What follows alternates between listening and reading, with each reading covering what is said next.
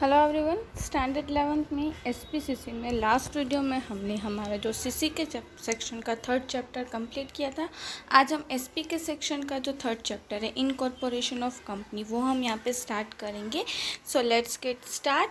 अब सबसे पहले हम इंट्रोडक्शन जो है वो देखते हैं कि the in a commercial setup for a large scale trade the formation of company is the most suitable arrangement. कि जैसे जैसे इंडस्ट्रियल रिवॉल्यूशन आता है, आपको पता ही है, उस तरह से ज़्यादा प्रोडक्शन की ज़रूरत पड़ने लगी, लोगों की डिमांड्स ज़्यादा होने लगी। एज अ रिजल्ट ये सारी चीज़ों को, उनकी नीड्स को फुलफ़िल करने के लिए कंपनी फॉर्मेशन जो है वो इम्पोर्टेंट होता गया। Company possess artificial personality. आपको पता है कि कंपनी एक आर्टिफिशियल पर्सनालिटी है, वो कोई पर्सन नहीं है, but it's enter in the all the contract वो साइन कर सकती है, लीगल एंटिटी है, लीगल प्रोविजंस, उसको सब डॉक्यूमेंट साइन करना, उसके नाम के डॉक्यूमेंट्स भी बन सकते हैं। That is a company. Its legal personality does not automatically come into existence. The procedure of incorporation of company is complicated and lengthy. अब यहाँ पे जैसा कि आपको पता है कि ये इनकॉर्पोरेशन आर्टिफिशियल पर्सनालिटी, बट ऐसा नहीं कि उसे हमने आज सोचा और कल हमने वो कंपनी एस्टेब्लिश कर दी, बट उसके लिए हमें बड़ी जो एक लंबी प्रोसीजर जो है वो प्रोसीजर हमें फुलफ़िल करना ज़रूरी हो जाता है। Sole proprietorship firm can be established easily. अगर सोल प्रोपर्टीशिप है तो उसे हम इजीली एस्टेब्लिश कर सकते हैं, बट अगर कंपनी फॉर्मेशन तो उसके लिए हमें बहुत ही ज़्यादा लेंदी प्रोसीजर जो है वो प्रोसीजर फॉलो करना ज़रूरी होता है। The regulations registration of partnership firm the optional as compared to that the incorporation procedure of company is lengthy। अब यहाँ पे पार्टनरशिप फर्म में क्या होता है कि पार्टनरशिप फर्म का मीनिंग आपको उसी में पता ही होगा। पार्टनरशिप फर्म का मीनिंग होता है कि जब दो से ज़्यादा लोग साथ में मिलकर जो बिजनेस करते हैं और प्रॉफिट शेयर करने के लिए जो एग्रीमेंट प्रिपेयर किया जाता है, that is called a partnership.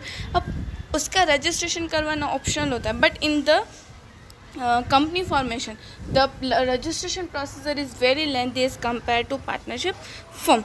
A company a company comes into existence having a complicated with the provisions of the Company Act, registration of necessary documents and completions of legal procedures. यहाँ पे जब भी हम company का registration करवाते हैं तो उसके लिए बहुत ही ज़्यादा लेंथी एंड लंबी प्रोसीजर फुलफ़िल करनी ज़रूरी होती है। उसी के बाद ही हम हमारी जो कंपनी है उसका रजिस्ट्रेशन करवा सकते हैं और उसके डॉक्यूमेंट्स जो है वो हमें कंपनी रजिस्टर के सामने रजिस्ट्रेशन करवाना ज़रूरी होता है।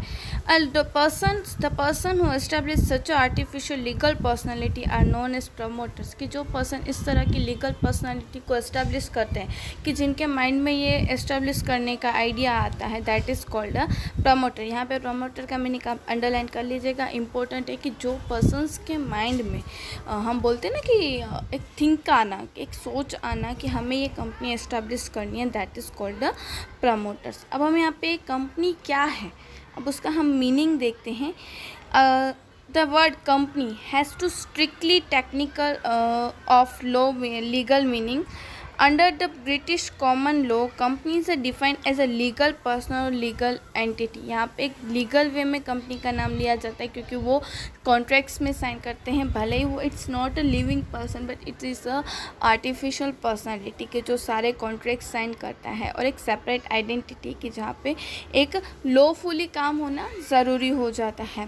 Company is defined as a legal person and legal entity. It's a separate from and capable for surviving beyond the living of lives of the members. The members of any company may change, retire or die, but it does not affect the existence of a company।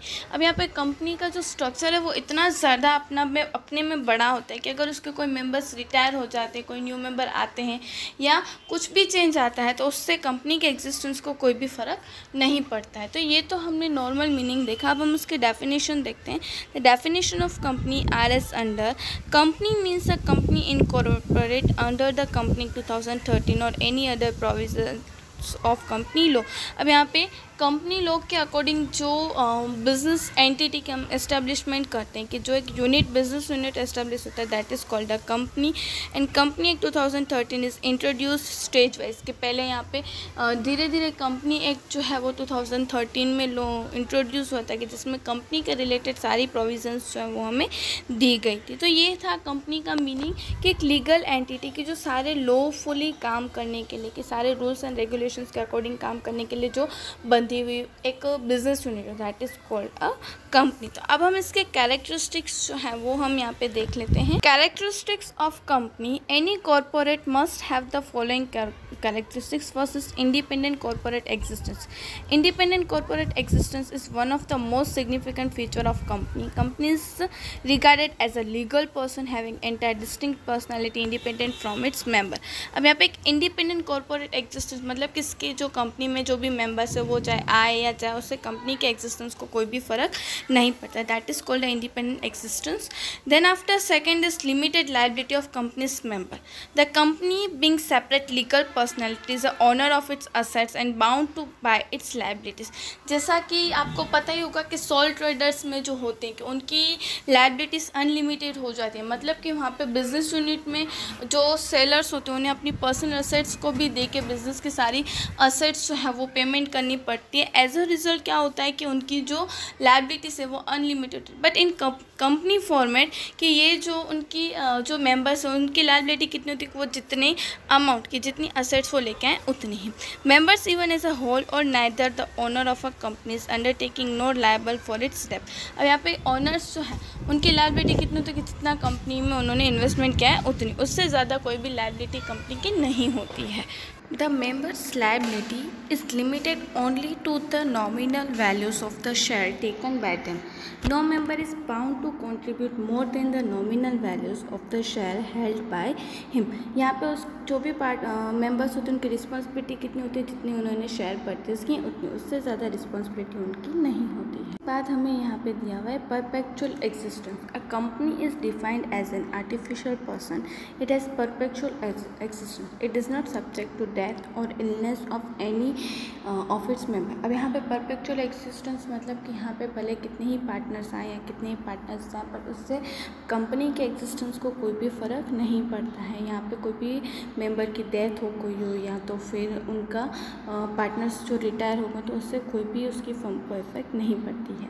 उसके बाद fourth characteristics हमें दिए गए कि separate property. Being separate legal person, company is capable of owning, enjoying and disposing of property in its own name. No shareholder of a company can claim his right over the property of a company.